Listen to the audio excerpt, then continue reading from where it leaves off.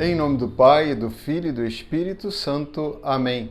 Louvado seja o nosso Senhor Jesus Cristo.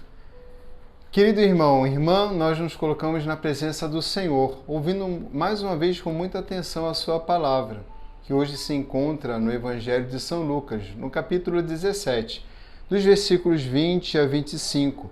Aqui o Senhor vai falar sobre o reino de Deus. Ele vai falar de modo geral para todo o povo que o escuta e depois ele vai especificar a sua colocação para os discípulos. Para o povo, especialmente os fariseus, que perguntavam sobre quando viria o reino de Deus, o Senhor Jesus vai dizer: o reino de Deus não virá de um modo ostensivo, nem se dirá ei-lo aqui ou ei-lo ali, pois o reino de Deus já está no meio de vós, ou em outra tradução, dentro de vós. Aqui o Senhor está dizendo que o reino de Deus, nós podemos entender talvez de uma forma melhor como a ideia de reinado. O senhorio de Jesus, o senhorio de Deus no mundo começa pelo coração do homem. Já está aqui, nem ali, nem acolá, mas aqui mesmo, aqui no meio de nós, entre nós, no modo como nós nos unimos e vivemos a nossa dimensão de igreja. Uma igreja forte, coerente, cujo testemunho é inquestionável. Ou seja, uma grande coerência entre aquilo que o Senhor nos fala pela sua palavra, nos ensina o próprio magistério ao longo da história da igreja e o modo como nós vivemos, as escolhas que fazemos, o estilo de vida que nós temos. Elas devem revelar, portanto, esta coerência entre o que professamos e aquilo que nós, na prática, vivemos. E assim podemos dizer se estamos vivendo ou não o senhorio de Deus, o reinado de Deus no meio de nós, entre nós. Se o Senhor realmente é o Senhor de nossas vidas, Senhor dos nossos corações, Senhor das nossas escolhas. Portanto, não é um lugar que nós devemos procurar propriamente.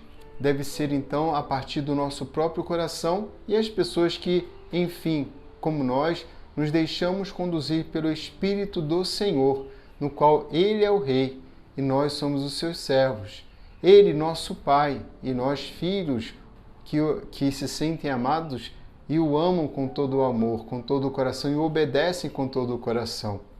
Queridos irmãos, o reino de Deus não vem de uma forma ostensiva. Há muitas propostas sociopolíticas e econômicas que querem impor à força uma forma aparentemente justa de viver, mas já começa injusta na sua própria forma de organizar a sociedade, pela imposição, pela intolerância, pela falta de respeito às diferenças, por uma forma totalitária de querer compreender o mundo e a força da carne, querer instaurar um reinado que não pode ser perfeito, que jamais será perfeito, porque só Deus é perfeito.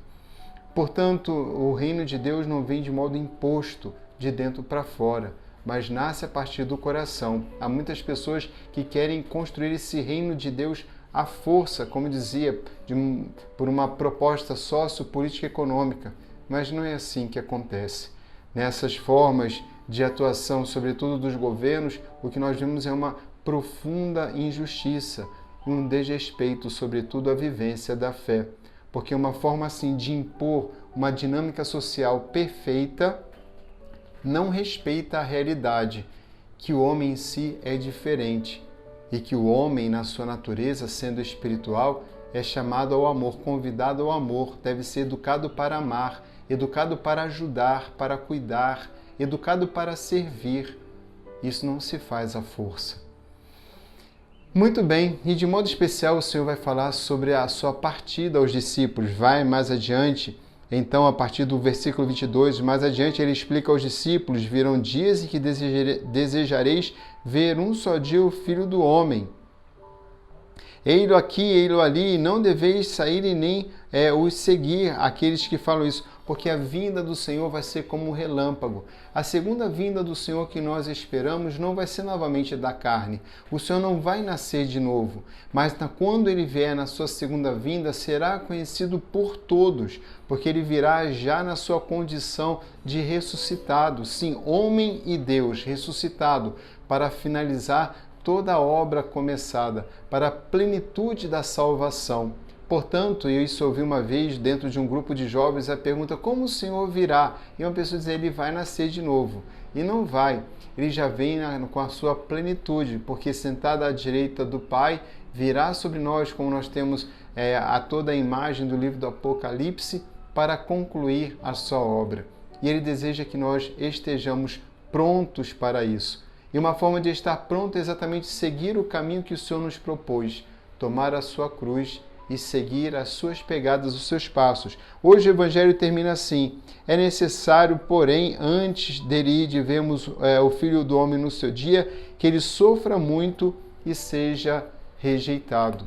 Podemos dizer, inclusive, porque há pouco celebramos o dia de Todos os Santos e vimos, inclusive, no Apocalipse, toda a dinâmica que se dá daqueles que lavaram as suas roupas nas vestes, no sangue, as suas vestes no sangue do Cordeiro, que essa vivência, essa espera do Senhor se dá também por meio de uma experiência de rejeição.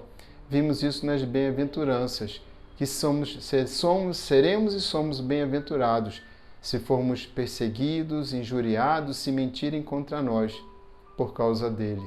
Por quê? Porque ele se tornou o Senhor das nossas vidas, o Senhor dos nossos corações, indicando que o reino de Deus, sim, já está aqui no meio de nós. O Senhor esteja convosco. Abençoe-vos o Deus Todo-Poderoso, Pai, Filho e Espírito Santo. Amém.